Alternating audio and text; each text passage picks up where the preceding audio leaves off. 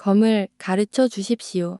고검각 안에 비소리만이 남았다. 무명검조는 한동안 아무 말도 하지 않았다.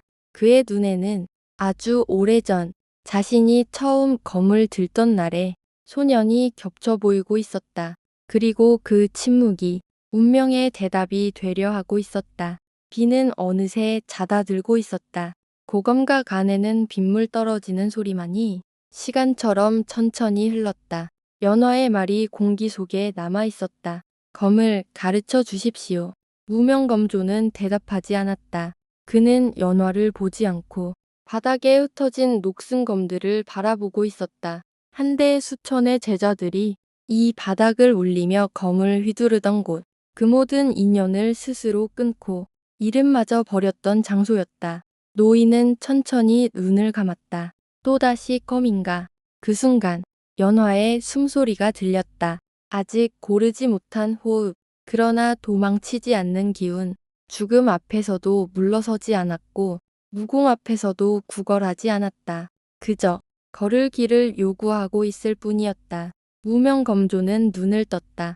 검을 배우는 길은 그가 조용히 입을 열었다. 편하지도 따뜻하지도 않다. 연화는 고개를 끄덕였다. 이미 알고 있습니다. 짧은 대답. 그러나 그 안에는 절벽 아래의 오년이 고스란히 담겨 있었다. 무명검조는 연화를 똑바로 바라보았다. 그녀의 눈에는 증오가 있었으나 그보다 더 깊은 곳에는 무너지지 않은 정신이 있었다. 노인은 천천히 말했다.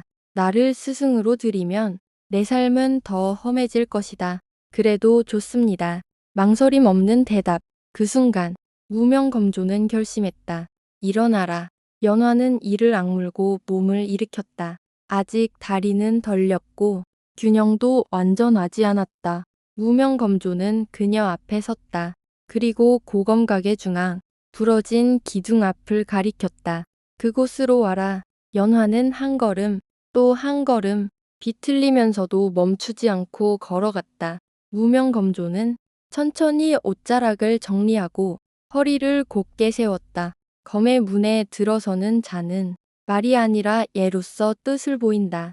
연화의 눈이 흔들렸다. 굽의 질에 사제의 연을 맺을 때 행하는 가장 무거운 예. 무명검조는 묻지 않았다. 강요하지도 않았다. 그저 말했다. 할 수 있겠느냐. 연화는 잠시 숨을 고른 뒤 고개를 숙였다. 하겠습니다. 첫 번째 배. 연화는 무릎을 꿇고 이마를 당에 댔다. 차가운 흙이 피부에 닿았다. 부모를 잃던 날에 피냄새가 떠올랐다. 두 번째 배. 절벽 아래에서 굶주림을 견디던 밤들이 스쳤다. 세 번째 배. 짐승을 쓰러뜨리며 처음으로 생명을 끊던 순간 이마가 땅에 닿을 때마다 기억 하나가 내려앉았다. 네 번째, 다섯 번째 배. 마교의 추격, 검기, 도망, 피. 몸이 흔들렸다.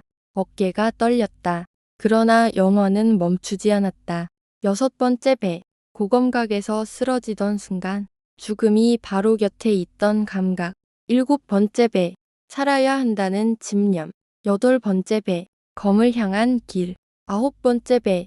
연화는 마지막으로 이마를 당에 대고 잠시 움직이지 않았다. 그리고 말했다. 제자 연화. 목숨과 뜻을 바쳐 스승을 섬기겠습니다. 고검각 안이 고요해졌다. 무명검조는 연화를 내려다보며 아주 오래 침묵했다. 이윽고 그는 천천히 손을 들어 연화의 머리 위에 올렸다. 오늘부터 그의 목소리는 낮고 단단했다. 나는 내 스승이다.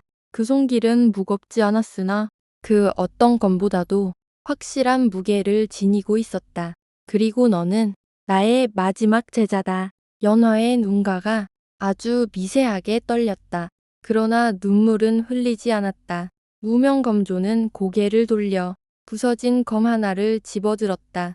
이제부터 살아남기 위한 몸부림은 끝이다. 그는 검을 바닥에 세웠다. 살아배는 법을 가르치마. 고검각이 폐허 위로 구름 사이에서 빛이 스며들었다. 그날 세상은 알지 못한 채로 사라진 검성은 제자를 얻었고 아직 피지 않은 검화는 마침내 검의 문에 들어섰다. 이름 없는 자의 가르침. 고검각의 밤은 늘 조용했다. 바람이 지나가도 낙엽이 떨어져도 소리는 연화의 귀에 닿기 전에 사라졌다. 여긴 소리가 머무르지 않는 곳이다. 무명검존의 첫 가르침이었다. 이름이 없다는 건 세상에 흔적을 남기지 않는다는 뜻이지. 연화는 그 말의 뜻을 이해하지 못한 채 매일 새벽 검존 앞에 무릎을 꿇었다. 무명신법. 검존은 검을 가르치기 전에 숨쉬는 법부터 가르쳤다. 강호의 신법은 대개 강해지기 위해 존재한다. 하지만 무명신법은 다르다. 그는 연화의 가슴에 손을 얹었다. 이건 살아남기 위한 신법이다. 무명신법의 본질. 무명신법은 기를 끌어당기지 않는다. 억지로 단전에 쌓지도 않는다. 대신 흘러오는 길을 거부하지 않고 스쳐가는 고통을 밀어내지 않으며 분노와 공포마저 잠시 머물게 둔다. 그리고 묻는다. 지금도 숨을 쉴 수 있는가? 연화는 수련 중 여러 번 쓰러졌다. 신법을 돌릴수록 과거의 기억이 떠올랐기 때문이다. 부모의 마지막 체온, 피냄새, 절벽 아래의 어둠. 도망치지 마라. 검조는 단 한 번도 그녀를 깨우지 않았다. 무명신법은 있는 법이 아니라 견디는 법이다. 그날 이후 연화의 기는 강해지지 않았다. 그러나 흔들리지 않게 되었다. 무명보법, 보법 수련은 더 잔혹했다. 검조는 연화에게 말했다. 밟지 말고 사라져라. 곡건각 뒤편에는 깨진 돌, 썩은 나무, 날이 선 쇳조각이 흩뿌려진 마당이 있었다. 연화는 맨발로 그 위를 걸었다. 속도를 내지 마라. 빠르면 반드시 흔적이 남는다. 무명보법의 특징. 무명보법에는 정형이 없다. 앞도 아니고 뒤도 아니며 좌우의 개념조차 흐릿하다.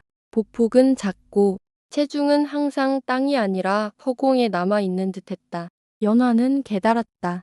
이 보법은 도망치기 위한 것도 추격하기 위한 것도 아니었다. 발견되지 않기 위한 움직임. 어느 날 검조는 연화 앞에서 갑자기 사라졌다.